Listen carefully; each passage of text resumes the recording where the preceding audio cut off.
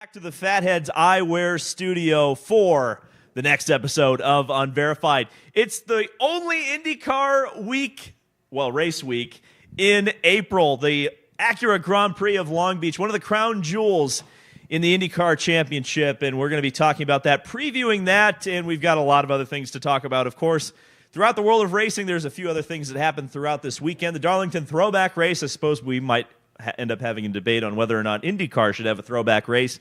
And Formula One was extremely boring. So on that note, hello, Tony. How we doing? Welcome back. Yeah. Kyle's here. Yeah. What are we more excited about? Long Beach, Barber, or the Indianapolis 500 test in 2 weeks? Oh, the test. Definitely the test. That's almost like a race weekend in itself, even though it's in the middle of the week. Yeah, it is for sweaties like us. I think, you're not going to, obviously, there's no... Gillette, baby, the best a man can get. I'm more of an Old Spice guy, but...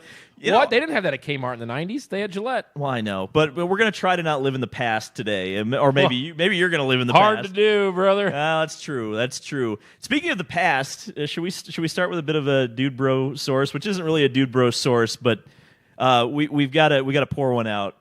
The Chili's car is no more. Oh. That's not who I thought you were going to mention pouring one out for. I think we kind of knew that was coming. It's basically the same livery.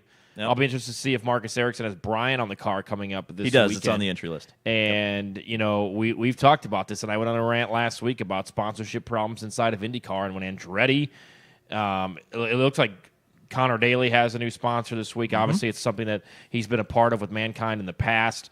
And I think Stingray Robb is a tool company, so that could probably be a B2B more than likely.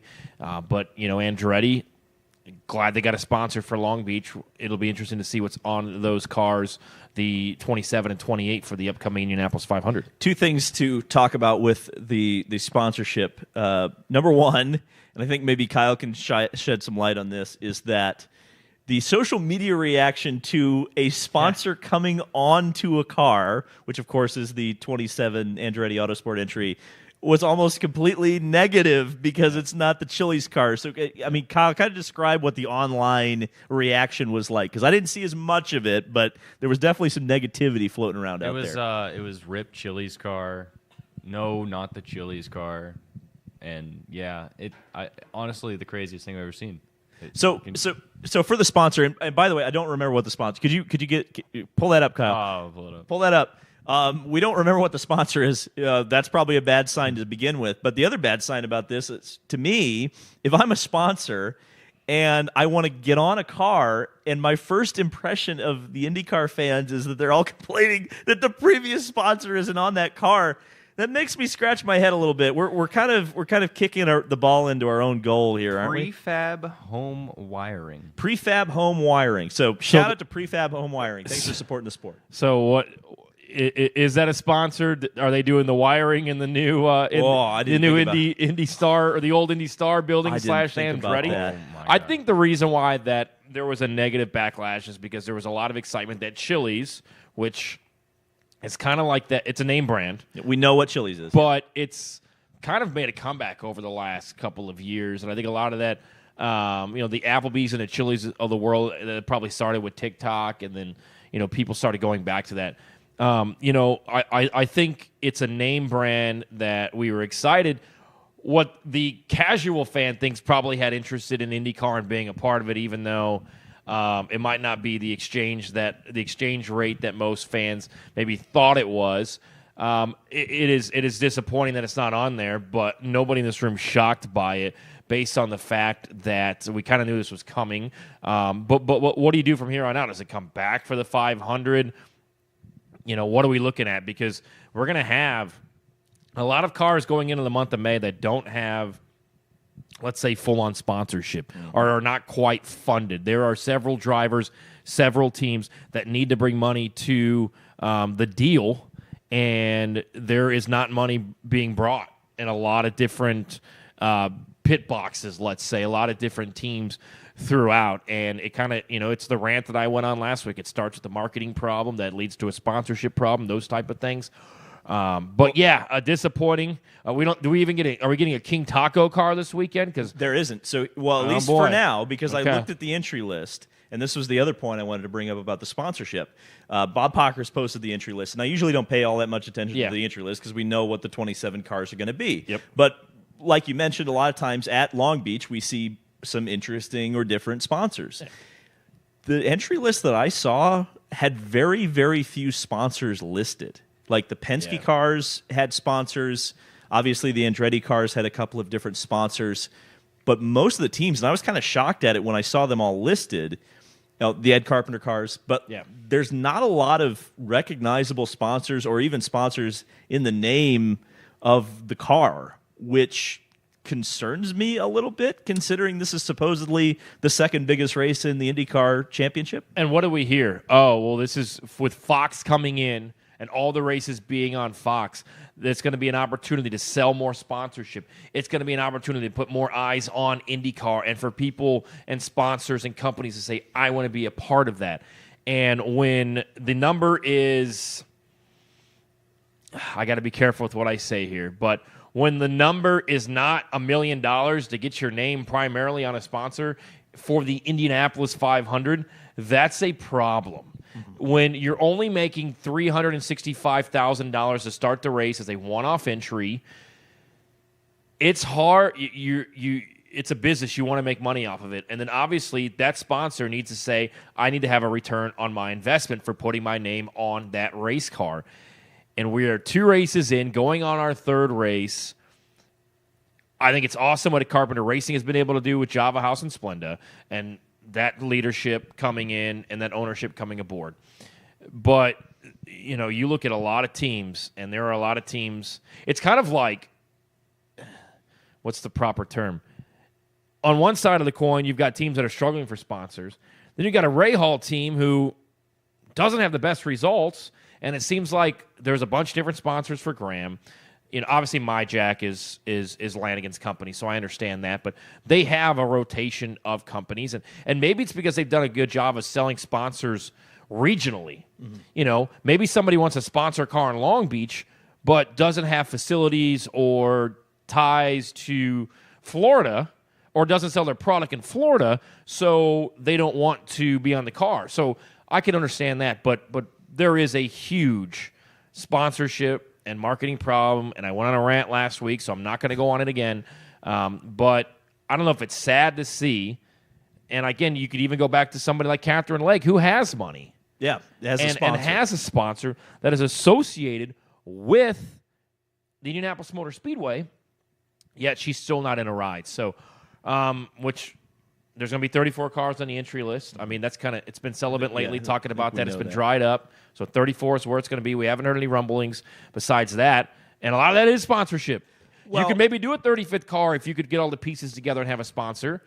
Well, when it's a chassis that's stopping you from being in the show, that's just, I don't even know how you describe. I think it's just a lack of teams that are able to do things. Yeah. And that's a charter problem more than anything else. But you talked about the Fox deal and the fact that we're all kind of relying on Fox to bring in the eyeballs for the sponsorships to sell the sponsorships. And ultimately, that's something that's going to pay dividends at the end of the season. Yep. You couldn't go into, I mean, maybe some teams did, but it would be a very hard sell to go in and say, we theoretically think we're going to gain, whatever it is, 20% more viewership over the course of the year because we're going to be all across network TV. You maybe might be able to sell one or two smaller sponsors on that, but the big fish, at least for right now, that's going to be an end-of-the-season thing when you have all of the numbers, all of the data. That would be an easier sell for 2026 than it is for 2025. So maybe right now, and I'm being positive here, is maybe 2025 are the team owners just kind of saying, we're going to play the waiting game. 2026 is when you sell a big deal. I don't know.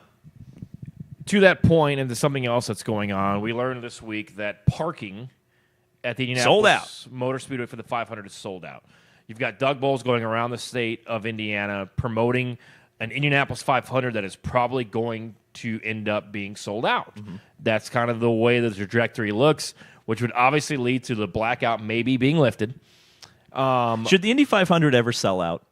Should you ever stop selling tickets? Like, is there a point, like, general mission, you mean? Yeah, because I guess I have a question of like, and I understand. I've heard it explained to me a couple of times before that 2016 was about how many the facility thought they could handle. Yeah. And that's all well and good, but I kind of feel like if you go back to like the 80s or the 90s or the 70s and you look at those crowds and they are just enormous. Yeah. Those were never told, yes, they sold the grandstands out, but they never stopped selling tickets at the gate. You know what I mean? So is that something that should happen with the Indy 500? Should we say it's a sellout? Or is that just an excuse to get the blackout lifted so that you potentially maximize not only your profits at the gate, but also the TV number? I think there's a couple things that go into possibly having the blackout lifted and a sold-out race. One, it's how many... I would imagine it's got to be how many yellow shirts and security people you can have on the grounds per X amount of people. Mm-hmm. So for one yellow shirt, for 1,500 people, we need to have 2 yellow shirts in that section. Those type of things. There's a lot of movement inside of the racetrack, right? You might be able to find a spot on the mound. You might be able to find a spot somewhere in the bleachers because somebody's not there, or somebody gets up, or it's not a good seat. As far as saying that the race is sold out, I think, and here's why I would do it this year, because you have to go to Radio 1 that sells all of their advertisements. It's the only place that you can hear or see the race live is through us. Now, if I'm IndyCar and I'm the Indianapolis Motor Speedway and I want to lay down a massive number for Fox and I want this to be as high of a number as possible, then I would lift the blackout if you get to the point where you're going, we've sold what we sold in 2016 and more. Now, with that being said, the question that I would have is, does the rating for locally on this year Fox 59 that re-airs, let's call it 7 o'clock that night, does that count towards the rating in general? Is that slot from 7 until 10 when Fox 59 re-airs it, does that count towards the number that the Indy 500 gets starting at noon and going till 4? That's a question I would have. Now, if the answer is yes, it does, well, then you're going to have 350,000 people who probably 50%, if not more, are going to want to go home and rewatch that race. You've got every bar in the city, every restaurant in the city that is replaying that race on their TVs. I believe the way it worked in 2016 was that it counted twice. Yeah. If I remember correctly. So maybe that's a way to put up a massive number as well. For me, personally, as somebody who goes to the race, doesn't matter to me whether it's sold out or not. Maybe it's cool to say it's sold out. Maybe it's an easier sell for sponsors and teams and IMS to say we sold out. But now that's the president, right? So, like, if you sell out in 2025 and you don't in 2026, why not? What happened? Why are people... So you got to have to walk that fine line of if... 2016 was one thing, right? It's right. the 100th running. There was major hype going into it because you're almost of that. creating... I think the 2016, the brilliance, which is weird because the same people are marketing the sport now that marketed the 2016 race so brilliantly. But I thought one of the brilliant parts about that was they actually, I think, created demand by saying, we're sold out, because every race after that, with, of course, the exception of 2020, huge. And it's seemingly growing every year. Well, there's a lot of people that are pissed off right now because they're going, oh, my goodness, all the seats are taken. And the only seats that I can get that are decent on a secondhand market, on a StubHub or a Ticketmaster, are astronomically too high. And I'm not going to spend $225 to go to the 500. I'm not going to spend $70 to $80 more than what the face value is. So I think when you say it's sold out, then what's next year? Do you open up another 1,000 tickets for GA? How do you... Because... Rebuild that little grandstand in between three in the short sheet. What are we going to be talking about when 2026 doesn't sell out? There's going to be a lot of negativity of, well, wait a minute, it sold out last year. How come it's not selling out this year? And then what's the excuse? Oh, well, last year we had a lot of hype because Kyle Larson was returning and because Joseph was going for his third in a row. Biggest sporting event in the world, I feel like, is all you really need to say. It's greatest spectacle in racing. That's the only thing you need But to from say the sponsorship perspective, you don't need to say sold out. Yeah. You need to say there are more people here for than there will be for any other sporting event the entirety of the rest of the year. That's probably more right. Am I way off base? Because then you get to avoid that question mark of whether or not the race is going to sell out and having that kind of reflect in a negative light. Well, and then the question is it's like, okay, what is sold out? Because we know that those seats in the short chute between 1 and 2 where Stan Fox crashed, remember, we don't see a lot of people sitting there. Well, they took seats out. And but there still are empty seats that you see there. In the short chute between 3 and, there's empty seats in our section. Mm-hmm. There's always going to be empty seats. Now, is it an empty seat because there's nobody in it, or is it an empty seat because nobody bought it? And usually it's somebody bought it, they just didn't go to the race, or it's too hot, or they decided that they didn't want to, they wanted to sit closer to the track, or they, something else came up and a friend invited them out. Those type of things, which I understand. It sounds really cool to say sold out. Sold out is a word in sports that I think maybe it's a little bit overhyped. Like sold out crowd, standing room only. Well, I don't think you're going to hear him say like standing room only at IMS. Where's that going to be? Is somebody going to be like standing outside on Georgetown Road looking in through the fence like they did in 2020? It's like Daytona taking out 50,000 seats and then going, we sold it out every year. Well, of course you did. You took half the damn capacity out of the racetrack. With that being said, I think you sit in the short chute of 3 and 4, correct? I do. Mm-hmm. I sit on the edge of turn 3. There's space there. I think a couple years ago they put up like a little makeshift suite. That was cool. There's space there to add another. There used to be a grandstand. Yeah, there was a grandstand. So do you add seats? Do you sell on and say we're going to add seats? We're going to add 25. You can add 25,000 seats at the IMS. Absolutely. Well, here's the thing that I didn't understand. Those seats were there in 2015. They took them out for 2016, which I was like, why did you take the seats? Why did you reduce the size of the crowd or the capacity right before the 100th? I guess I could have understood that they'd done that for 2017, but that suite turned out, I think it was there either in 2018 or 2019. Yeah. So they added. It wasn't the capacity of that grandstand that was probably 10 to 20,000 people, but they added that right back a couple of years after they took it out. So. I don't know. I'm trying to understand, and I don't understand, and there's people smarter than us that probably do understand. Do they even use that party deck inside of turn 4 anymore? Or is it just down the race day? No, down the they don't. They don't. I don't even think they use that for the GP when they should use it. No, I know last year they didn't. I know last year and the year before, I don't believe they did because I used to watch the GP from there. It's a great seat. It's awesome. A great time. But I think it's just maybe Indy 500 race day. Well, do you want to keep that sponsor happy, or do you want to say, let's just rip that out and we can add probably 10,000 seats, which are awesome for the road course, and then you could see kind of like they had a bleacher in like the 90s and the 80s. Well, who calls me in the middle of the show? Where's the Miller Lite? You're talking about the Miller Lite party deck, right? Yes. There's one in turn 4, but it's not a very good view of the oval. No. It's not bad.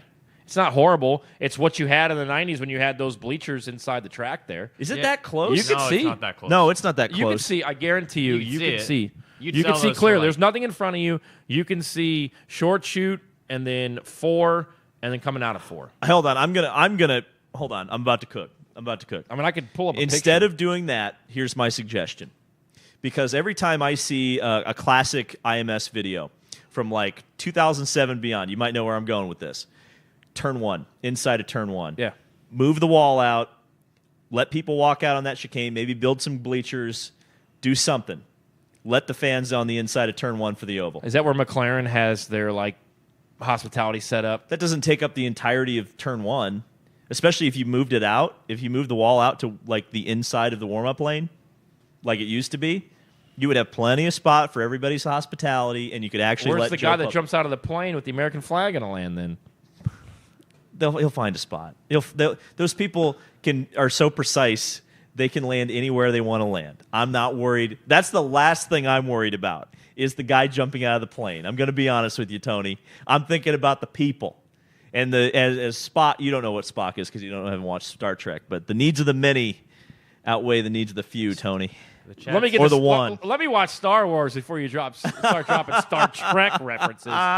Good Lord. Kyle, what's going on in the chat as we're... Also, I think this might be the first time we've broken the lore that Tony's never seen Star Wars on the show. Yeah. Everybody roast him for that. Yeah, everybody get him. He's never seen...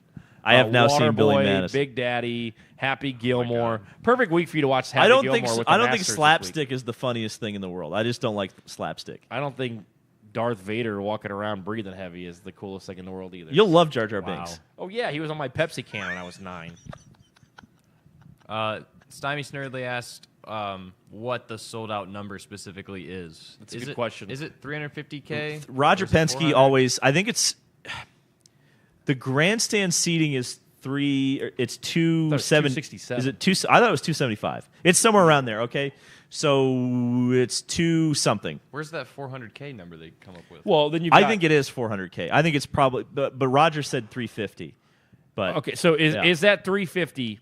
Is that how many people are there, which includes pit members, or is that or pit crews, or is that a number for people that are coming through the gate with a ticket? Pit crews would only be a couple hundred extra. I don't think that would even make a dent in it. That doesn't really make a big dent. The thing that's interesting is like always the question mark of how many people are actually in the infield. Yeah, because you go back to the 90s and they had bleachers that went up 10, 20 rows, and those were full. Yep. And now you have the mounds, which, it looks great with the mounds full, but the mounds can only hold probably 100, 150 people if they're packed. I can trigger Dave. And now you got the big old dirt track in the middle of 3. The dirt track, we need to park on the dirt track. But anyway. You think the mounds in turn 2 on race day only have 150 people?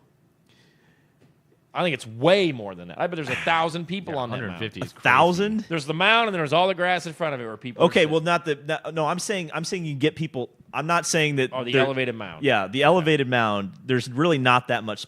Like, go up there. Here's my experiment with you. During the GP while it's running, go up there and stand on the mound and just kind of count people, and you'll notice that the mound's really crowded. Yeah. Right? You're kind of going. I don't really like being up here. It can't be more than 150 people up there. Now, of course. You get all those people on the grass going all the way up to the fence. You got a lot of people there. Yeah. I'm just saying there was probably more people in the infield in the 90s when you had the grandstands. There's more places to go. Correct. So there's not the places to go anymore. So the question is, when your capacity is 275,000 seats or thereabouts, whether it's 260, 275, whatever it is, how many more people do you add in the infield? Actually, what's the actual number of that? Is it 30,000 people? I would like to know how many GA tickets are sold. I would love to know that, too. They're never going to tell us. What would you guess? GA? Yeah. It's probably 50. 50. I was going to say 40, but okay. Yeah. That works. It's somewhere around there. Yeah. When you talk about cramming people in the infield, you're also like the snake pit usually. The snake pit's a big part of it. A lot of room to like smush more people in also. Yeah, so you know what? I'll say it's 10 in the snake pit and it's 40 around the rest. So that's how you get to 50. Yeah. Yeah. Because you do have to have a GA ticket to get into the snake pit. And then you got to think during the race, there's a crowd of people watching in Plaza as well. That's wild. Just watch it on TV. I don't know. There's kind of a vibe. That's like people just sit in the media center the entire race, kind of no matter where you are. Just go out and watch the damn race. Go get some sunshine. Well, it depends who you are. I mean, if you're a deadline, but you know for a fact there's a lot of people. Oh, wow. They Why want am I to saying live this? tweet and such. Yeah, live tweet. You can live tweet from your phone. That's easy. Can I complain about something real quick? Oh boy, here we go. I love complaining about things. Formula One. No, people will like this. Oh, Didn't even watch. Those are good people. The people will like this. I was just trying to bring you your inside turn 1 seating back. Now I'm going to complain about Formula One. You guys should love me. The Formula One race at Suzuka. Actually, you're not going to like this probably, but if you complained about that thermal race, guys, I was happy to stay up for it because Suzuka's an awesome racetrack. It's awesome to watch Formula One cars go around that racetrack, but that race was awful. I believe it was the first time in Formula One history that the first 7 cars finished where they started on a natural terrain road course. It's never happened before. Oscar Piastri was probably the fastest driver in car combination. Was very kind of similar to how thermal played out with Alex Palou, where you've got the third place guy who's faster than the front 2. Couldn't do anything. Couldn't pass. Couldn't get anywhere close. McLaren didn't want to swap the positions of Lando Norris and Oscar Piastri to give Oscar an opportunity to go get Max Verstappen.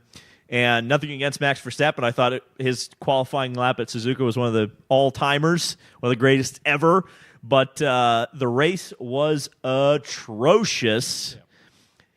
And yet, Formula One still on the top in terms of open-wheel racing in the U.S. It's because I can build a Lego set of it if I want to. You can literally see it because you talk about Verstappen's qualifying lap being an all-timer. How many times in IndyCar are we looking back at a qualifying and be like, that lap was an all-time lap. What a great performance. We're lucky if How they even often show are the we entire talking lap on the about that? broadcast. I just want to see the track record broke at IMS and not road course weekend. Oh my God. Okay, can we table that for just like half a second? Because there's a lot I want to talk about with that. If we're just going to do an Indy 500 episode here in April.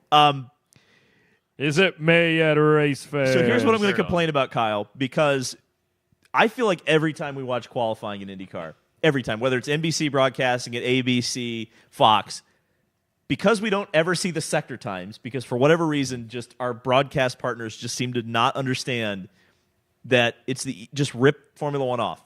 Purple sector means it's the fastest overall. Green sector means it's the driver's fastest. Yellow means he's gone slower than he did before. It's the easiest thing ever, and it helps us track, and it will help your director know which car to point the cameras at.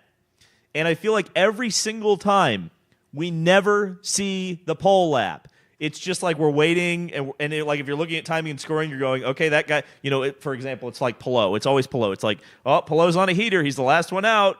Why are we not seeing him? Why are we not seeing him? And then they'll cut to him crossing the alternate start-finish line, and oh my God, he's on the pole. Well, it would have been cool to see It's like that they're lap. showing the finish line too much. Oh, here comes Herta. Here comes Kirkwood. Here comes Newgarden. And then, who's got a chance to? Oh, no. And then you could see who has a chance. Well, to and they advance. just seem to just always choose the wrong car to follow, like when it's coming down to it. Yeah. I feel like in Formula One, when I watch qualifying, more often than not, they choose the car that's at least in the has hunt. a chance. Yeah, it's on the flyer. They very rarely miss it. And then they show the entire lap because every car has an onboard camera in Formula One. They don't have to pay $300,000 a year.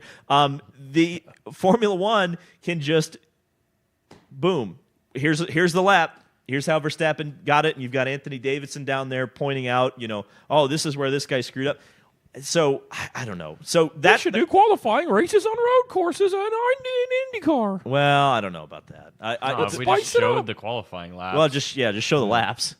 We just showed the lap. I mean, like the last like IndyCar lap that I can think of that like was a big deal was Montoya's Detroit lap.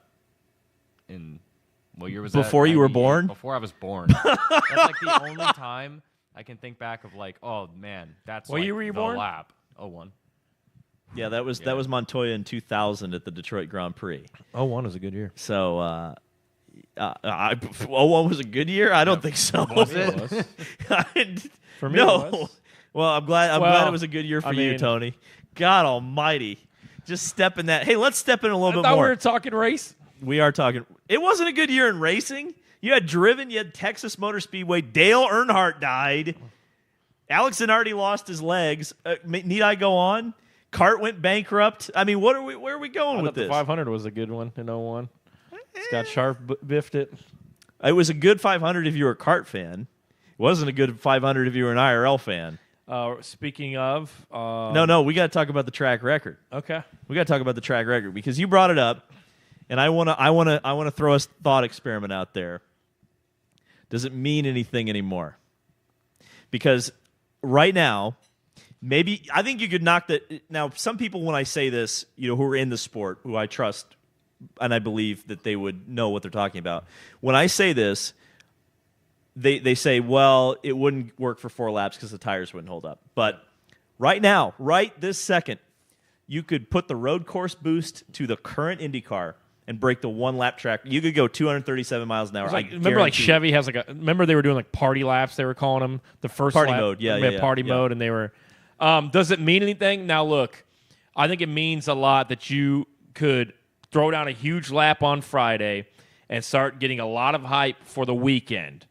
And you could maybe push that 25,000, 30,000 people crowd on pole day, if that. But then you send them home disappointed when you don't break the record. record. Maybe you do, but what if you do break it? And then you've got all that hype that this is the fastest. Now it's the fastest field in history, the fastest. But it's not because they don't get to run that boost level in the race. In 1996, Ari averaged 236 miles an hour in qualifying. That was awesome. But Eddie Cheever was cutting laps at 236 in the race. And that's the problem I have with the whole qualifying boost. Yeah, I don't know. I think hype-wise and getting more eyes onto the sport, I mean, I think that's a big deal. Now, I would almost rather see it when this new car comes out. If the new car is louder, screams a little bit more down the straightaway, is sexier, is faster, I think that would be huge. Yeah. And we'll ask the chat, I mean, is it a big deal to break the Indianapolis 500 track record? Now, we beat the pole record last year, correct? McLaughlin owns. We beat it the last 3 years. Yeah. No, Dixon beat it, then Palou, and now Scott McLaughlin. Which is cool. Yeah. But it's not the track record. No, which is kind of unfortunate how it's worked out. Well, because the track record holder qualified 20th. Yeah, so the situation was Ari qualified second in '96. His run was disallowed. Yep. He took the backup car because there used to be 4 days of qualifying at the Indy 500. He took the backup car out on the next morning and qualified. They just said, "Screw it, we're either gonna blow the engine up, or we're gonna knock the walls down." Yeah. And Ari just went out there and did almost 237 miles an hour. But because he was a second day qualifier, he started 27th or 22nd. I don't remember exactly where he started, but it was way back in the field. I don't know. Chat. What does the chat think about track records and whether it means? I guess I don't know. We're gonna have to take that Ari car out of the museum. It's a head scratcher. Yeah, right. It's a head scratcher because I think fans, if like you said, if that hype was there, like on Fast Friday, let's say McLaughlin throws down a huge lap, and you're going, oh, okay, yeah, yes. But if I think if fans are teased with it in front of them, they're gonna want it. They're gonna want to see it happen. yeah. But if on Fast Friday the fastest car without a tow is only like 232, 233, Which it probably will be this year. yeah, then maybe then you don't know that, like, oh, well, could it go faster? So I think if it's in front of you and you see somebody on Friday, there's like a hype around it, like, holy crap, like we could see, oh my goodness, it's going to be 74 with some shade on Saturday. We might see. There's like the elements have to line up, obviously, too, sure. as far as the weather and where you draw, those type of things. It seems like you obviously want to draw early in the go around for qualifying. But this year, I don't think it's been officially announced, but I think it's on the website. On the website, the top 6 is going to be what, 6:15 to 6:45. Yeah, we might as well Or be qualifying. We 6:55? might as well put lights up at that point. Oh boy! So I don't know. We'll see. I'm interested to see what the chat. I think a lot of the hardcore race fans that stick close to their traditions will want to have a track record. That's for the next couple interesting years, because I think I'm a traditionalist and I almost don't want to see it broken. because you just like to see that Ari car sit in the museum. No, I think the problem right now is I would be disappointed if a spec car broke it. I think you got to have real competition again for it to break. That's a hot take, and I see the vision. Yeah. We do need to talk about this IndyCar schedule, something that we've been bitching about, and how I did a very extensive video on this on Friday. Before we go into the deep end, we never got to the chat. Yeah, we never got go to the for chat. it. All right, go for Tony. the chat. Go for the chat. I mean, I had some thoughts too. So Yeah. the chat. So there was JP Visuals, I believe, said that the Scott Dixon 2021 run had aura, which I agree with. Yeah. And that kind of brought my brain around to say that I don't think breaking the track record matters. Because I was at qualifying last year with a friend who had never been to qualifying before, and they were freaking out during Scott McLaughlin's lap. Like, they were jumping, screaming. I don't even think they cared about Scott McLaughlin, to be honest. But it was just cool to see someone hit speeds and do it last second, and the drama of the system. I don't think the record speed has to happen. And I was there for Dixon's run when he went the fastest. What record was that? That was fastest single lap or fastest? It was, I think it was the fastest single lap, Yeah. and then Palou broke the 4-lap pole speed record the and next that year, was, which then huge. McLaughlin broke. That was insane. So seeing that's that's fine. It's not because it was record setting either. It was just the format and the way it worked out. But Ben Schneider made a good point in saying Gilles de Ferran's Fontana lap comes to mind for him. But can't think of anything on a road course that compares in terms to the all-timer factor. And, of course, Montoya's 2000 Detroit lap for some people, for the hardcore fans. But that got me thinking, that's the problem, is, the oval qualifying's not broken. It's single car, you see the car, and, records get broken. But if we're going to be serious about, we need the rest of the schedule to be important other than the 500, then maybe when there's a boring race weekend, then yes, we need to work harder on or at least the broadcast needs to work harder on qualifying, right? Like getting that that was excitement just kind factor. of my up. thought. Is No. So the point I wanted to make about that is what's so exciting about Indy 500 qualifying, and I think it happens on road courses too, but we miss it, especially street courses, is that it doesn't matter what speed you're going, but every single year you see the drivers hanging it out. It doesn't matter if they're going 228, it doesn't matter if they're going 234. The fastest laps, to use a Paul Page quote, are found closest to the walls. And it looks spectacular. I think Brickyard 400 qualifying could look spectacular if they laid the spoilers back and got closer to the walls. What's the most exciting part of Indianapolis 500 qualifying weekend? The most exciting / dramatic. Well, it depends. How Is many, it the how run- many cars are on the entry list? Is it the run for the pole, or is it one car getting bumped? I think we're about to. I know the discussion we're about to get into here. Are we about to do it, race fans? Are we about to do it? It depends who's in that last row shootout. Is it the 4 we expected to be there, or is Scott Dixon in there? Is Scott Dixon the last car out on bump day trying to knock his way into the field? I think that's More than likely never going to happen. Happened with Will Power recently. Happened with Fernando Alonso recently. I mean, there's been some big names in that Ericsson shootout. was in the shootout. Ericsson was in. Yeah, I mean, it depends on a crash, if they crash during practice, right? Ram Rahal got bumped 2 years ago. yeah. Well, But, I mean, that's... yeah. But that's what I'm A saying. little different. So the reason why Ericsson was in that situation, the reason why Alonso was in that situation is they had wrecks in the week, As usually happens with bumping. which is what I just said. Right. You said no. No, I didn't say no. You said, well, not always a crash. No, I didn't say it wasn't always a crash, but that's just always how it happens at Indianapolis. You're going to have some sort of you can't. You're not going to have a 95 Penske situation anymore where you just bring the wrong chassis. Yeah. And the setup and the cars don't change. So it depends. Put it in the So jar. so you're saying it depends on who is in that shootout. If it's a big time name in the sport, Yeah. former winner, then the one driver getting bumped is more exciting than maybe 3 or 4 drivers that have a chance for If the you pole. had a really if you had 2019 is my best example, right? Is you have a shoestring you have the smallest budget team bumping out the biggest budget team. Yeah. To me, that was and it sucks because I think we should promote the pole sitter, and that's why I think bump day and pole day should be separate. Because I think that completely overshadowed the Fernando Alonso bump. Completely overshadowed Simon Pagenaud on the pole. Yeah. How can they? What can they do to change that?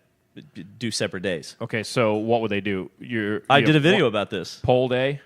Yeah, pole would day be and bump day would be the first day. Pole day should just set the Fast 9. The first day of qualifying should just be about the Fast 9. Second day of qualifying is to fill the field. So then let's so you would have a cutoff at 5 o'clock on Saturday, and if you're in the top 9 at 5:30, those 9 go back out. Yep. Okay. And you get one run. And I then- think it should be and then it on should always Sun- be one run. Then on Sunday, what would you do? You'd have the back row shootout. No, back row shootout. You have set the top 9 positions the first day. That's Yep. it. And then 10, then you 10 through 33. Yep. Okay. And then just bump. Just Yeah. do it the way it used to be. It's I don't think it's complicated. No. Like I don't know. I think I'm yeah. putting up a poll right now in the chat. What's more exciting, bumping or pole? But I know what you're saying because I do agree with you, and I'll say this: I think in lieu of track records, the current qualifying format is more than exciting enough. Yeah. For the shootout for the pole, everybody's excited about it. When Scott McLaughlin did that run last year, it was freaking awesome. Yeah. I'm not saying it's not awesome. I think the Indy 500 has such a great qualifying format. They just need to go back to what it was in like 2011. Like it's not that much of a difference. They just have to. Didn't they tweak it like late last year too? Didn't they tweak it? They tweak it every year because they're not sure they're going to have bumping every year. Wasn't last year tweaked as far as it went from we're not going to do top 6, we're going to do we're not going to do top 9. Did they do top 12 last year? Yeah, it's Wasn't always it top 12. Yeah, it's now officially just top 12, which is too many cars in my opinion. No one's coming from row 4 and going to get on the front row. It's just, and I just said that. And I'm gonna let this poll go for a minute, but while we're on the discussion of qualifying, do you want to know? Let me remind you what the worst part about Indy 500 qualifying is that we almost always forget about until it's qualifying weekend. the bumping. Well, it's the Saturday bumping when you end up outside the top 30 and they take away your speed. That's the worst thing about it. You should not. There's never a world where you should lose your time because you're outside of the top 30. It should like still stand. You should be 31st to 33rd or 34th. Yeah. Your time should freaking stay. I don't understand that. It makes zero sense. Well, I mean, one of the best bump day stories ever was the fact that Sebastian Saavedra crashed his car in practice, and because he had qualified it, it just his time sat there, and a couple of guys pulled out and didn't go faster, and then all of a sudden, Sebastian Saavedra makes the field in a hospital bed. I think that's the legend and lore of Indy. That's what we love about the race. So I don't know why you would create a format that would take that away. So Kyle, what you're saying is, let's say I go out and I end up 29th. Two other guys go out. I end up 31st. It's almost like inbounds and out of bounds, right? Like you're 31st. That's wiped away. So even if 30th tries to go faster and doesn't, you're not moved back into the field because your time's been wiped. Yes. Yeah. You should be put back into the field. It was like, what year was it that Will Power ended up in the last race shootout? Someone wiped their time, went out. It was Dalton. Yeah. It was Dalton Kellett. Dalton and Kellett went slower. Wiped his time, went slower than Will Power did, but because he had a time on the board at 30th, he wasn't in the last race shootout. When Will Power had a time that was like, it was like 2 mile an hour faster than Dalton. Yeah, because Dalton did like a 2:28, and that was ridiculous. like easily the slowest in the field. Qualifying races? Just kidding. Why is your No. time wiped? You're like, you should still be. You should still have Well, a and time. they changed You should still something that stand. they didn't used to do. Like, they didn't used to wipe the times. Is it because they were like upset? This show is called In the Weeds. Yeah. Long Beach preview, where we talk about the Indy 500 qualifying Hey, format. we're getting there. Like the test is like 2 weeks. Next week, what? No, it's 2 weeks. 2 weeks It's from 2 weeks. now It's is 2 weeks. yeah, whatever. But The that poll says 64% of 47 votes. 64% of the people say bumping is more exciting than Wow. for the poll. Actually wasn't expecting that. It is 62 to 38. I think that's because 48 votes. this is me stating the obvious, and I do think there needs to be, if we're going to do it like we've been doing it, there needs to be I want a larger gap. I mean, we're sitting there trying to cover Graham Rahal getting bumped, and whoever was 9th is rolling out. But like, can we get more than 10 minutes? Right. Like, let's it breathe. set the pace. Let Let's it let it breathe. Let's give this the justice that it deserves. You have 6 months of content, and most of that content, as evidenced by our Long Beach preview talking about the Indy 500 for most of it, is that you've got all this content, and your best content you jam together for no reason. I think the back row should be last. I think the back row shootout on the schedule today should be last. Well, then you wouldn't set a pole speed record because you wouldn't have the conditions right. Well, you're probably not going to set it anyway, so that's fine. Well, that's true. Yeah, we do have an extra But I want 100 to see pounds of weight on the car. I want to see. Let's call it 4:30 to 6. Yeah. Don't give me that 5:50 crap. Sorry. No, that sucks. Give me 6 o'clock. So 4:30 to 6. You've got 4 drivers that have an hour. They all have to go out once, right? You've got 4 drivers that have an hour and a half. You know the time limit you have. Can I get somebody running? We're pushing the car now. We're trying to get it back in line. Let them take the cars back to Gasoline Alley, cool them down, change the setup. That's another thing that they can't. Well, they were doing that last year with Marcus Ericsson's car. They had fans. Literally, the guy was holding a fan, trying to get it cooled down just enough, and then they would put the starter in, and they would crank it and then slow it down, and that was to get air circulation through the car. Crank it again, but they wouldn't start the car. I have a video of it. They wouldn't start the car, and he's like, we're just trying to get airflow into the car to cool it down. I don't get it. Let them take the cars to gasoline out. The other thing that I feel like that they forget that we've done before that you can do is if the track goes cold, if they're scared of having too much time in the session for it to go cold, open up practice. Doesn't matter if anyone goes out or not. Just open up the track for practice. And literally just go. take the 2011 rule. Just do 2011 again. Like 2011 to me is the perfect 2-day format. Just do that again. Like that is just you have the rule books in your office. Just grab it and just go. This is what it is now. And I think I do think bumping should be last because there's the strategic that goes into it. Like, okay, I know that I'm fast enough, but I'm 34th.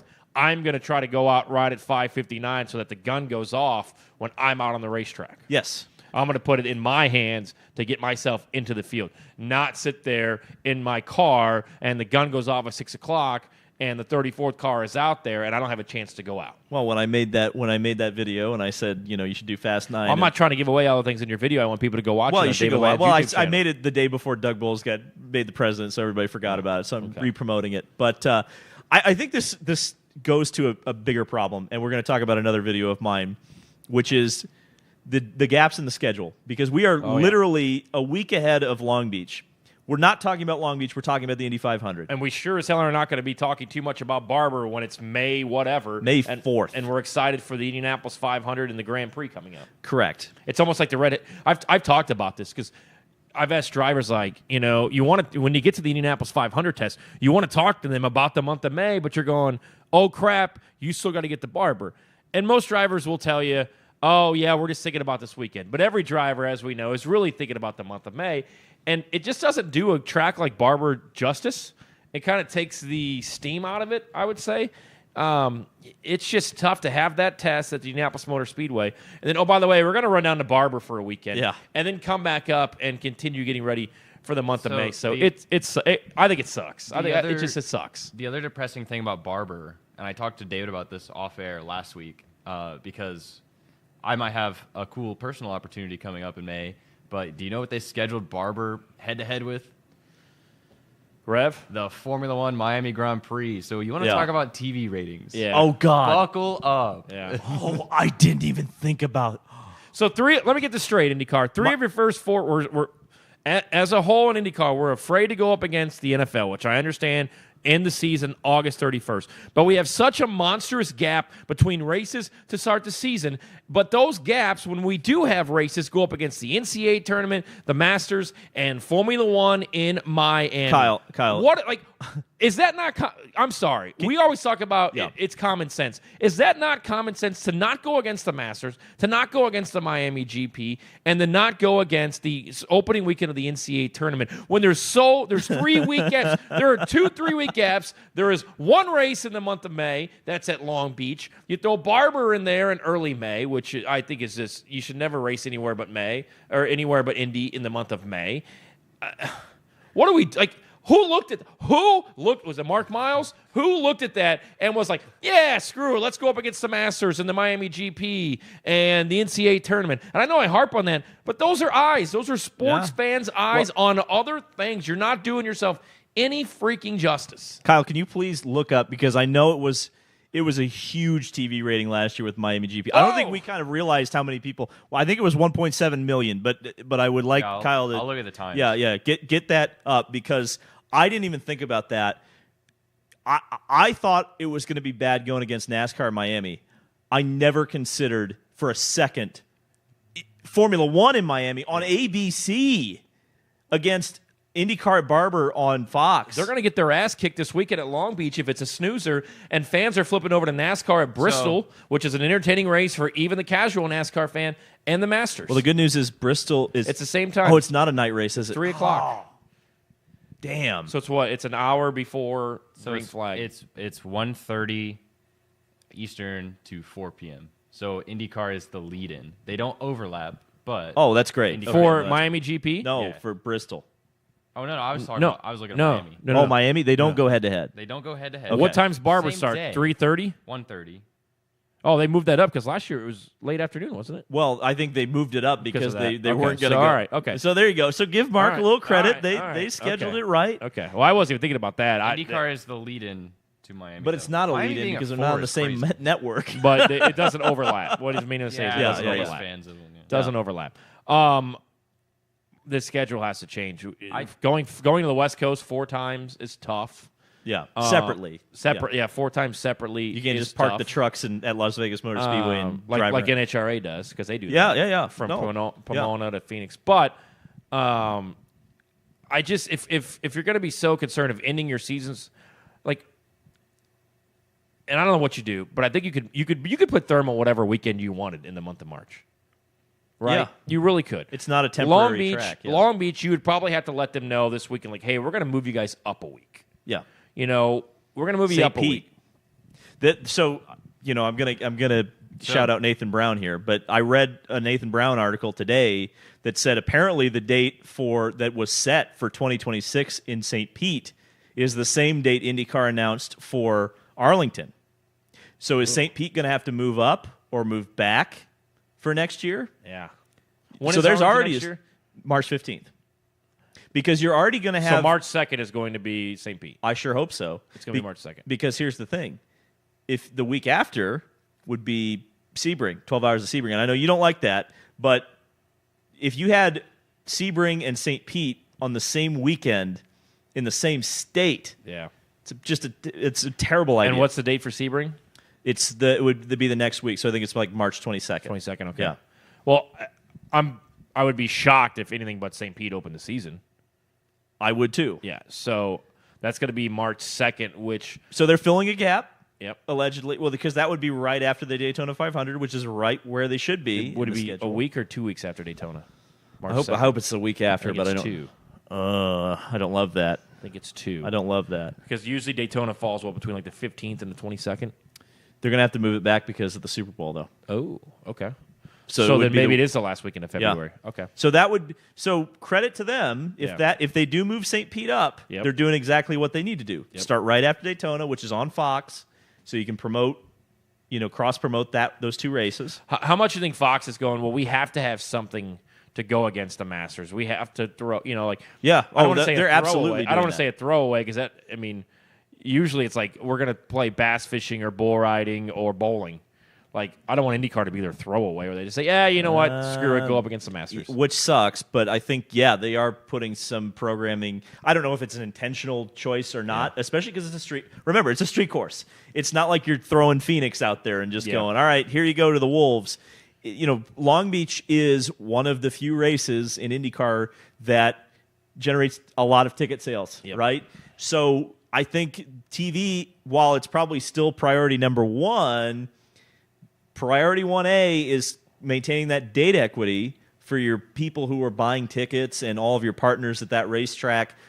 I think Long Beach, they might be okay, which is kind of strange to think about as the second biggest race on the calendar. They might be willing to sacrifice a little bit in the TV audience going up against the Masters to maintain the 60,000 people that show up there on race day.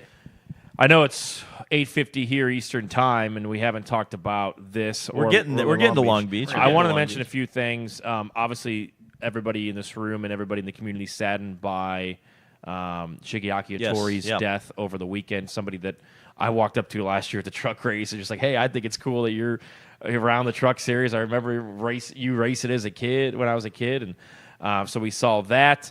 And I want to say about Shiggy is that he was one of the first 33 that I saw race at the Indianapolis 500. Yeah. So it sucks to lose. I think we've lost from that race now, the 2002 race, Gilles de Ferran, and I think Shiggy and him are the only two from that race that we've lost. So I wanted to send a special hello to my buddy Mike at Indy_bet. He's a big Florida Gator fan. They won the national championship last night. You decided it was a great idea to call me in the middle of that. Yeah, I was watching YouTube. Yeah. So shout out to Mike. Good I'm a homer. I'll I'll get excited when there's Indiana teams in there. I was all amped up about Butler, 10 years ago. Yeah, but good luck with that. All right. So a debate that we were going to talk about because we could talk about Long Beach and fuel we should talk about Long Beach. We should talk about Long Beach. All right. So Long Beach coming up this weekend. Honda's kind of been the dominating factor there. 5 of the last 6 pole positions and 6 of the last 7 races have been won by Honda. Although 5 different drivers in the last 5 races. It's been 5 different winners since Alexander Rossi, I believe, went back-to-back in 18 and 19. Obviously, one of the best races as far as traditions. Scott Dixon will be inducted into their Walk of Fame this weekend. Defending winner. Yeah, but what do you expect on the streets of Long Beach coming up this weekend? Strategy, tire strategy, and fuel economy, as we say. Over under 2 cautions. Might go caution free. I think if you get through that first corner, because you don't have a lot of rookies who are iffy anymore. Yeah. And a lot of the veterans who you might kind of point to and say, usually they don't crash. Yeah. So I think what an interesting point is that you brought up was the fact that Honda's kind of been dominant at Long Beach. In a strategy race, which we've seen the first 2 have been strategy races, yes, the tires have been the major factor right now. But one of the things, and I guess this could be a dude bro source, is that Chevy's making more horsepower. Mm-hmm. That's great. That's all well and good for one lap. Yeah. Over 100 laps, it's not very good. And you see, that's where Honda gets a little bit of an advantage because if you are a driver like a Scott Dixon or an Alex Palou, and you can stretch not only your fuel, but you can stretch your tires to open up those windows a little bit, and your engine is, good enough that it can, or at least fuel efficient enough that you can kind of make those windows work, it plays into your advantage at a place like Long Beach. I think one of the other things we're going to be looking at, because it's been a factor the first 2 races, and it's not going to get any better with that big old 100-pound weight on it, weight on the car. We call it the anchor. Can we change the hybrid to the anchor? We just call it the anchor. Anchor's away, baby. Yeah. Actually, no. Well, if they did that, anyway. Truck nuts. Truck nuts. Maybe they could put a little sticker on the back of the car that says this car is equipped with truck nuts. But with the extra weight, dirty air issue, if this is going to be a race like we kind of expect, now we could have a Long Beach 1998, crap show where everybody's crashing every 5 seconds, but that hasn't happened in a little while in Long Beach. So if it is a race where we're going to have long green flag runs, you're going to have lap traffic. And lap traffic has been an extremely trying factor right now. And again, advantage Honda if lap traffic is a factor. We know McLaren's do, and probably Team Penske as well. But we also know that Chevrolet isn't as organized, because Pato O'Ward said it publicly, at getting their lapped vehicles out of the way. Honda is. So is there any chance that this is not an Alex Palou three-peat? Look, a race that he has not won yet. Alex Palou will be. Has he won Long Beach? No, he has not. He has not. I will say this: I think a huge factor coming up this weekend is pit stops. It's kind of a tight. It's a long pit road. Yep. It's very tight. You have to hit your marks. You have to have a good pit box, and you're going to have those in and out laps, because losing a second or two in the pits or not getting enough fuel into the pits, I think it's. I'd almost guarantee you will cost somebody the race on Sunday. Now, costing them the race might not be the win, but may cost them a top 5 or a top 7, top 10 type of finish. So I think that's a huge key. I'm looking forward to just IndyCar being back, because, again, these 21-day gaps are just tough. But what is it, 13 of the next 16 weekends there is racing activity. Once we get to Barber. Is that once we get to Barber? Yeah, that's what because there's another. It's almost a month between. I think it's another 21. It might be exactly 21 days between, and it will feel broken you got a up. Test in there. The test is good. We love the test, but of course, day as we 1 just and 2 of practice. Day 1, Yes. we need to stop calling it a test. It's day 1 and 2 of practice. Because the thing is, what I keep hearing. Opening day race fans. So I'm gonna say something that I might regret here. I'm not gonna regret it, but. The reasoning I always hear why we can't just switch, because if Barber was on the 22nd and the test, your friends at Rev would be happy. Was on now you're really going to get me in trouble. We shouldn't be partying in the month of May, all right? Only in the snake pit, not on the racetrack. Thank you very much. That's my soapbox. My goodness. But get off my lawn. Yeah, get off my lawn. You could do Rev on the Come Barber on. weekend if you put Barber on the raises 22nd. money. Yeah, you could do Rev any still month of add the the year 2 days except for practice. May. Yeah. But what I'm saying is, I think if you swapped Barber and the test and just did it in May, and the thing that everybody always says is, oh well, but if we need to change the tires, well, first of all, if you need to change the tires, Firestone's amazing at what they do. Firestone can really print that many tires in 2 weeks versus, they need an extra 2 weeks to print that many tires. Maybe they can do it. I don't know. But if they had to completely redesign a tire and print it, I don't know. That seems like a pretty tall ask. If you have to do a tire test, the last couple of days in Indy have not been that great weather-wise, but why not do a tire test with like 6 teams? You don't need to do 34 cars for a tire test. Who are you fooling?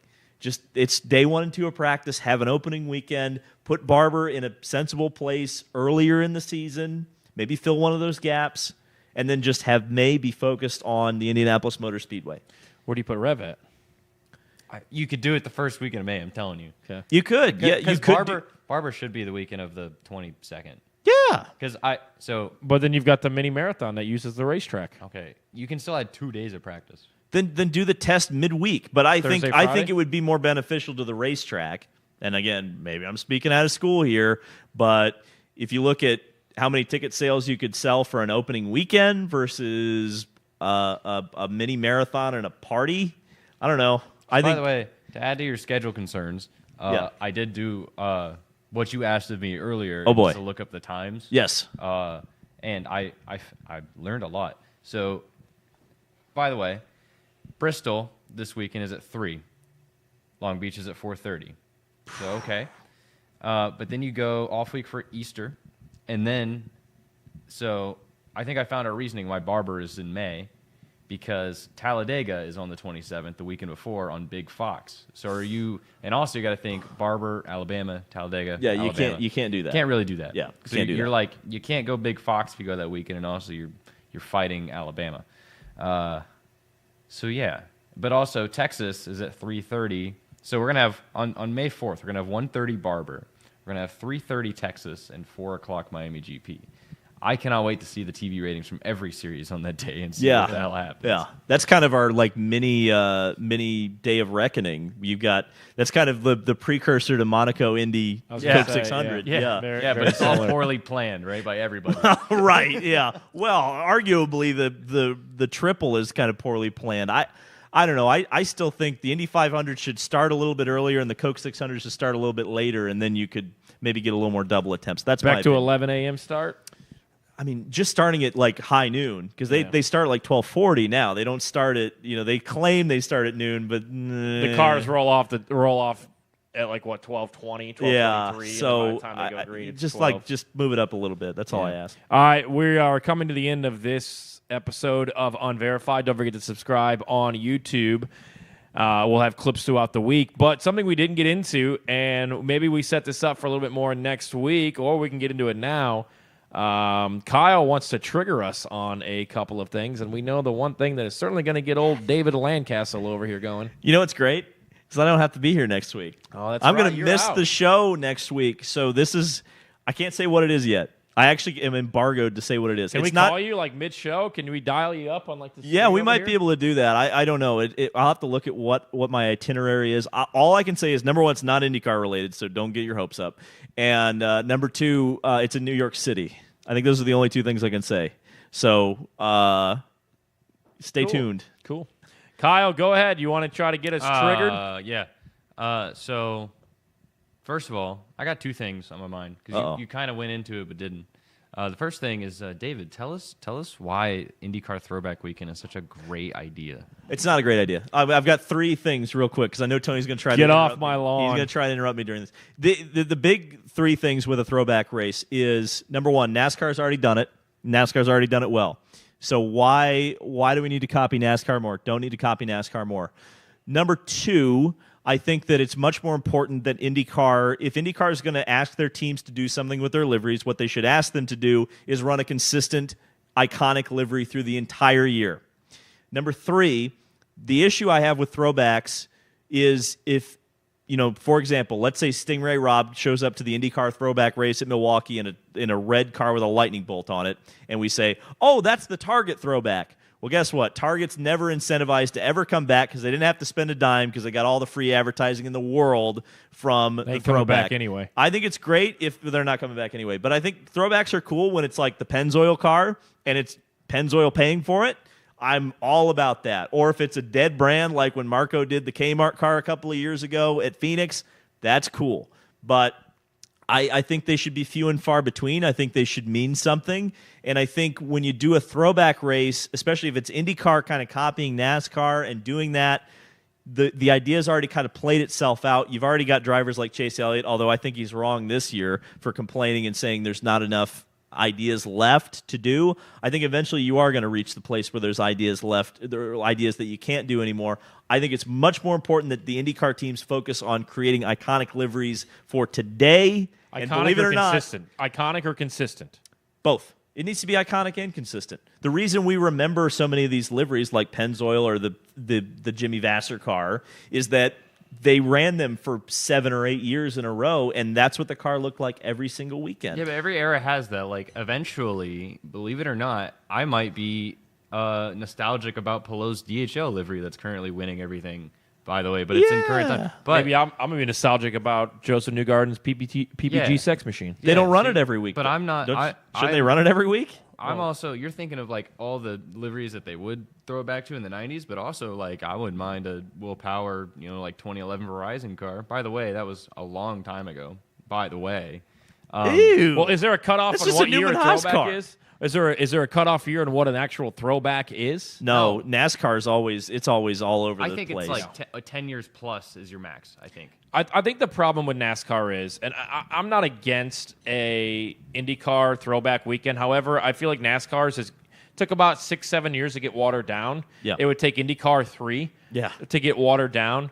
I get what you're saying about having a consistent livery because, you watch Joseph Newgarden win at the Indianapolis 500 and the next week he's in a totally different car. However, we live in a world in IndyCar, as we talked about, where if you do and you are fortunate enough to have a sponsor and multiple sponsors, as Team Penske does, you're going to change those up to the livery to line up with the color and the scheme of whatever said company is sponsoring you and what their company colors are. Now, however, I would like to see it. Sometimes in NASCAR, you're going like they're stretching. Some of them they're stretching too much. You've got Jeff Burton's Ward Burton's Hardy's car, which is a great look, and I thought the car over the weekend looked great. But even Kyle Larson's, like where they had I thought it was. Okay. I thought you were gonna crap on it. I was like, wait a second. It looked good, but it would have been a lot cooler if Kellogg's actually came back and sponsored, as you just mentioned with like Target. Yeah. But sometimes seeing the Miller Genuine Draft Rusty Wallace throwback is cool, but it kind of looks cheesy when it says like CorvetteParts.com, and they're changing that. Would I like to see like a St. Louis race under the lights? That's a throwback. I think that would be cool. But can we just one time and one time only?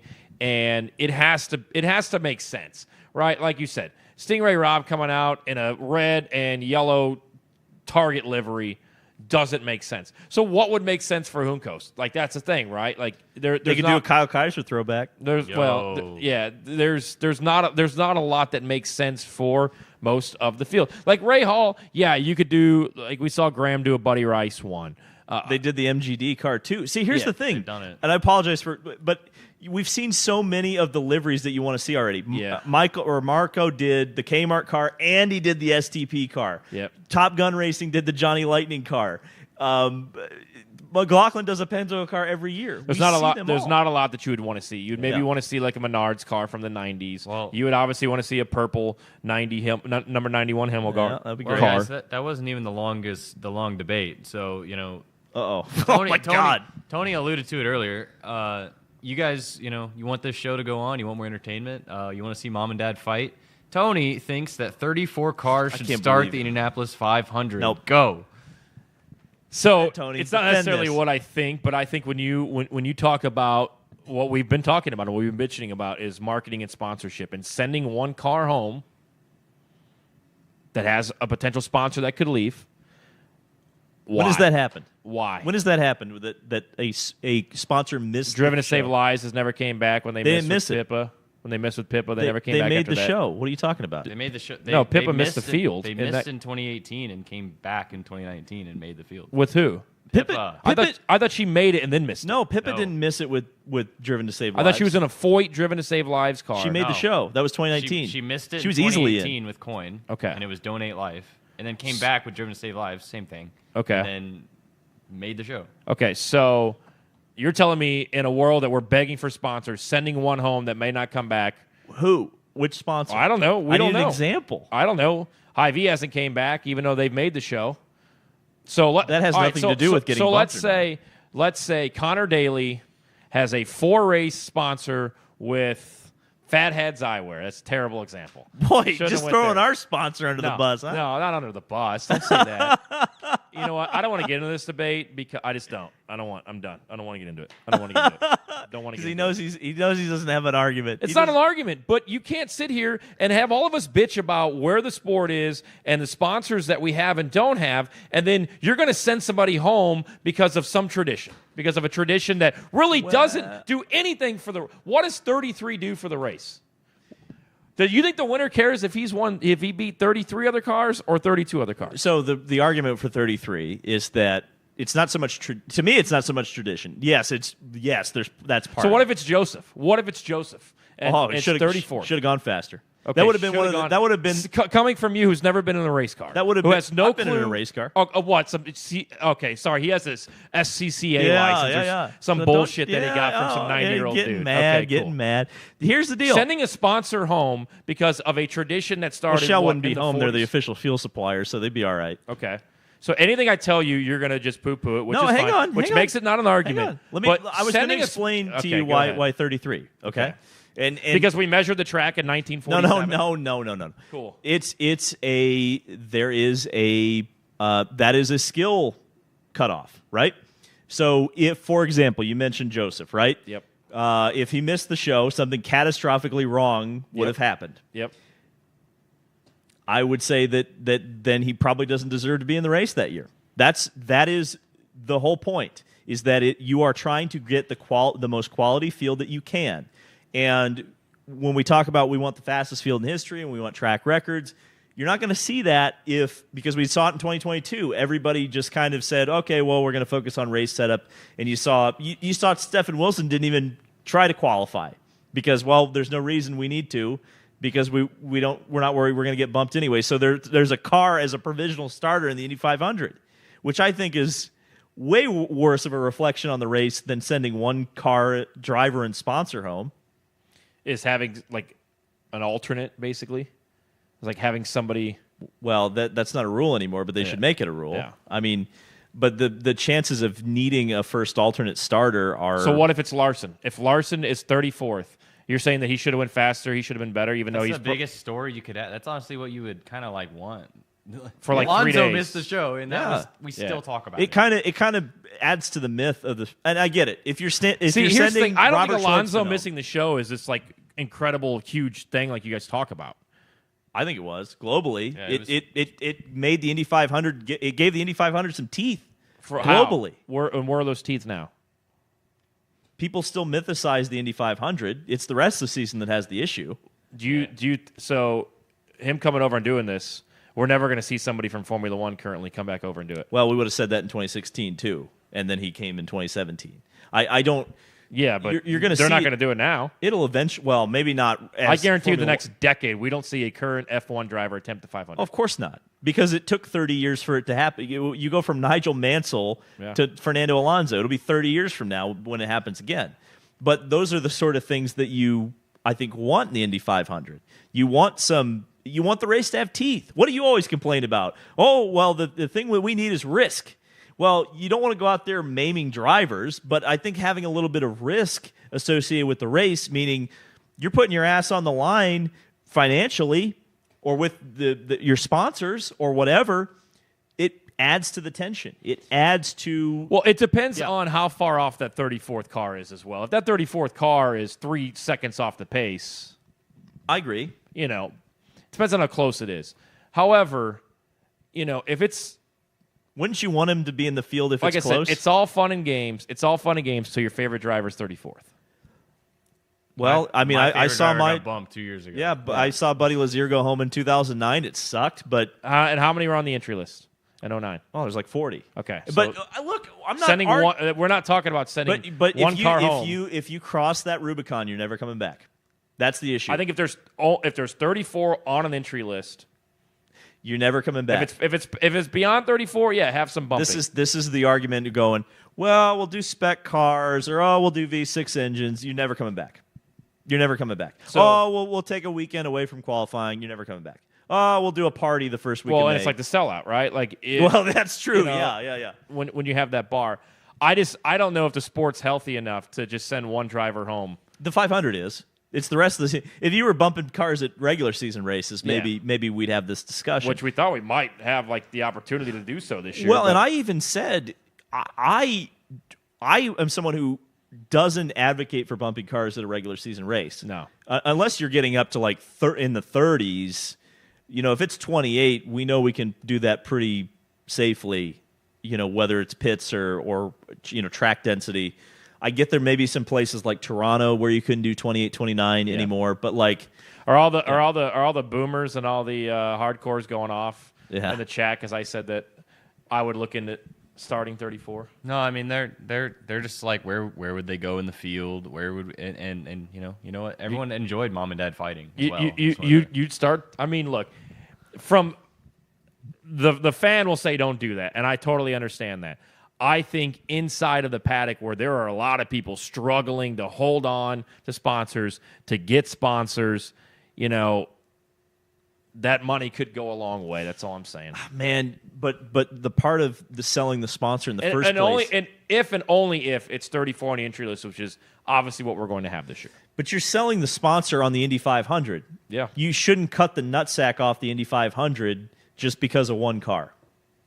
Because the Indy 500 is the Indy 500, and boy, oh boy, have they tried to kill it with 1,000 cuts, and thank God they haven't, because it's still the greatest race in the world. So you've got $1 million on the line if you make the 500, and if you don't make the 500, that $1 million is gone. Is a team like Junco's healthy enough to be able to withstand that?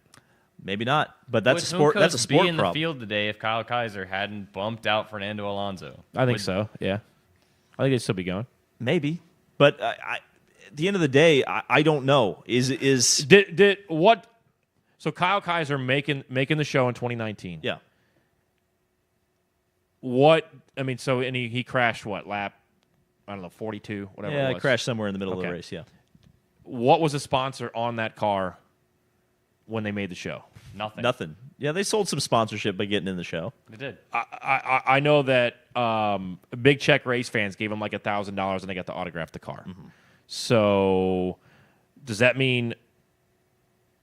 So even making the field, I guess, doesn't really give you sponsorship either. So that would say, you know, argument wise, with me and sponsors that like.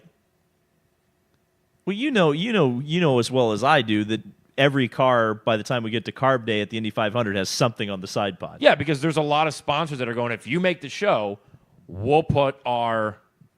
Right, but if you have 34... I mean, we're not talking about, like, Mechanics Laundry in 1997 coming on the Clabber Girl. car. You know, those type of things. Yeah. Jonathan Bird's Cafeteria sponsoring.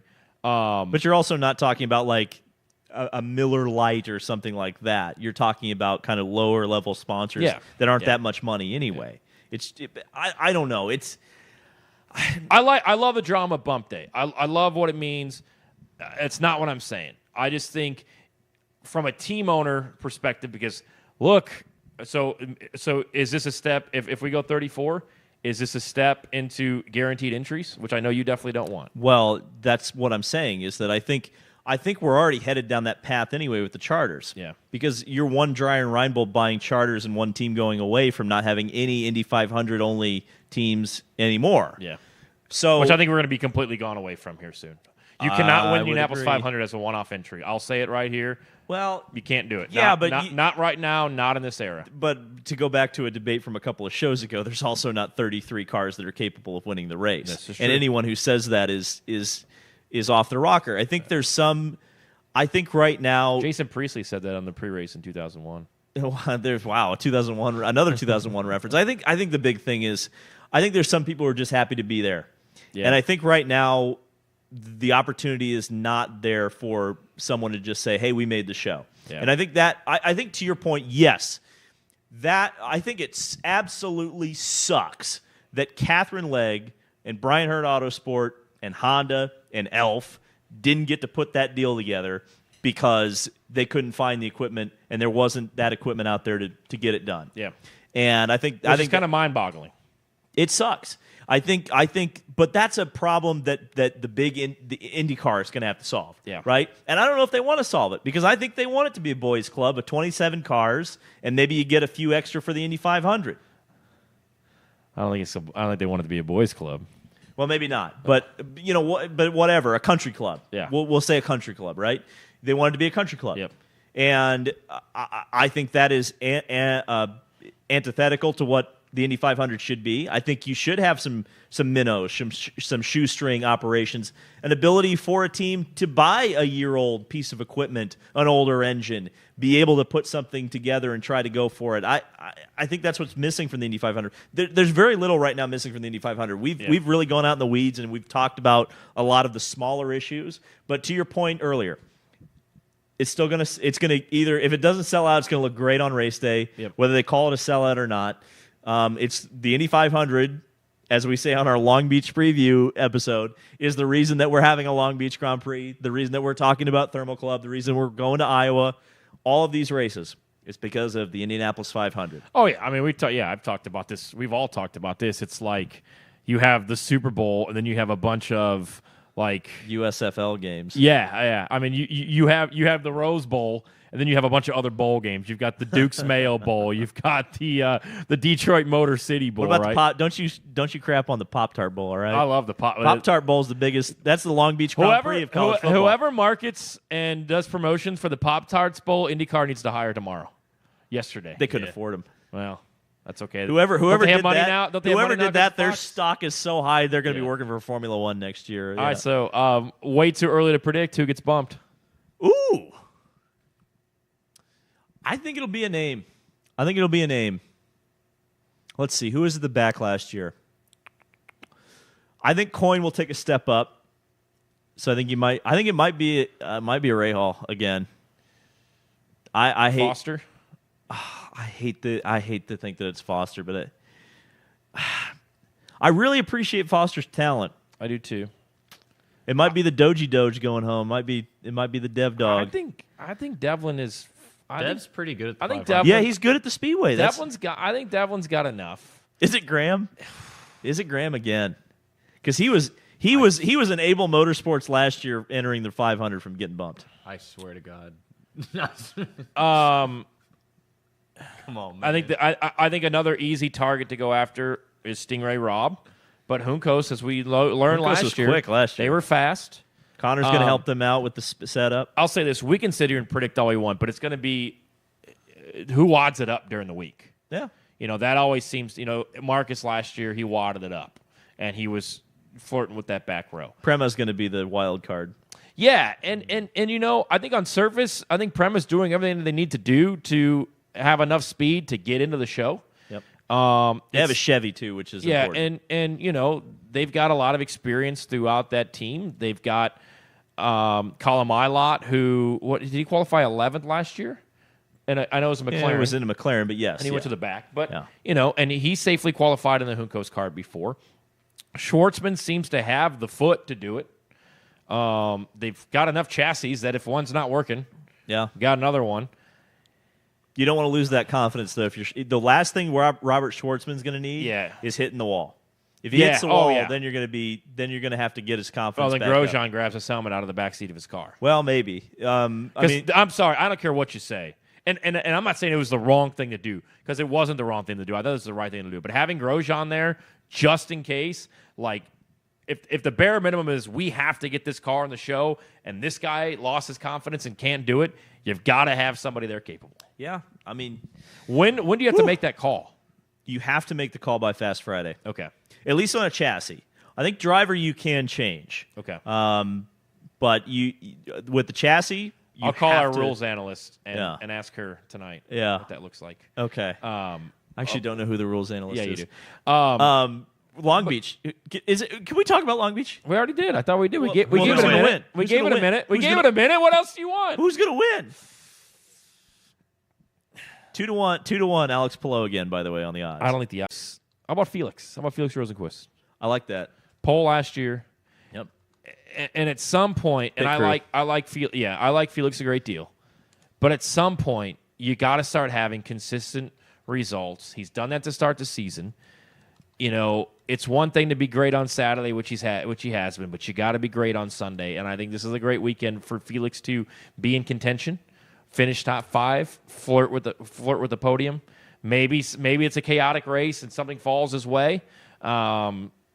But I'll go Felix as a dark horse. Yeah, and you're picking a Ganassi car, so you're really going out on a limb there. I mean, that technically, I guess, is a Ganassi car. All right. They were the second and third fastest Ganassi cars at Thermal, behind Alex Palou. You won't be here next week. I know. When is that announcement? Where can people be waiting? It'll be on my channel. I believe the embargo is Wednesday, so I might be able to post some things before then, but I don't think I can get into specifics. Hop into the DL 500 tomorrow night on his YouTube channel. And whoever is in there, Kills Donk, Austin Lawton Raps, whoever, ask David where he's going to dinner on Thursday night when you're in there. I love eating.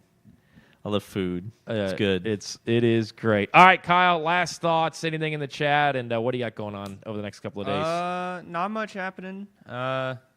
For me, I'm going to Charlotte tomorrow. You got to pick a I'm winner so too. sorry. You got to pick a winner too this weekend. Oh, I picked Kirkwood. Kirkwood's Okay, going to win. Yeah. I think it's going to happen. And I immediately shot it down, yeah. so I was being a jerk. I'm going to Charlotte this weekend for the Stars Championship Series. They're racing at the go-kart track. We're actually going to have in-person fans this weekend at the race, which is going to be cool.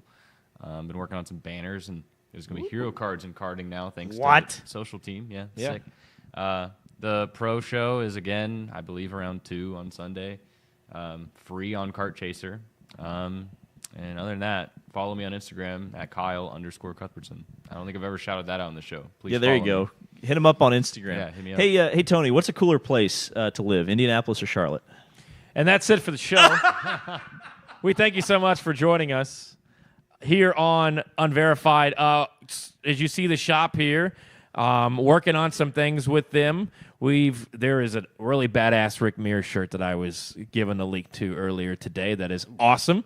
There is some great gear that I've also have tracked down of theirs that you're going to love. They had new pennants come out last week, new pins as well. So use Unverified 15 for 15% off, and they have drops coming every Friday. We've got some cool stuff in the works with our friends over at the shop as well, which is a company that makes Indianapolis an awesome place to live, even though the weather can suck here from time to time. David, have fun in New York. You've been in New York more this year than I've ever been. Yeah, This will be your second trip. it's weird. correct? I'm turning. The country boy's turning into a big city cat. I don't know how to think about this. When you got a series and teams that wants to see the value that you bring to their sport with your following and your channel, it's amazing what things can happen and can come about, and how both channels and both parties can effectively move forward and get some promotion onto their racing series. Tony's trying to get me thrown in the creek at the open test. Tony's trying to be your agent over the person that you want to be your agent. The chat's asking for when the Unverified merch is coming. Are we that cool yet? Let's get to 1,000 subscribers Yeah, on let's YouTube get to 1,000 before we start subscribers, working. and then I think we can, yeah. worried about merch. We'll have the Unverified logo, and then on the back it'll say "Mom and Dad are fighting again." I don't hate that. Or we'll just have one that says "Dude Bro Sources." Yeah, I think like with that the one. Unverified logo on the back. I'm a dude bro source. Yes, so there Yeah. we go. All right, well, we'll be back. Look for clips all week. Don't forget to subscribe here on the YouTube page. Follow us all on our social medias. Once again, big thanks to Fatheads Eyewear Studios. Shout out to our friend Doug, who's watching as well, and we'll see you coming up next week on Unverified.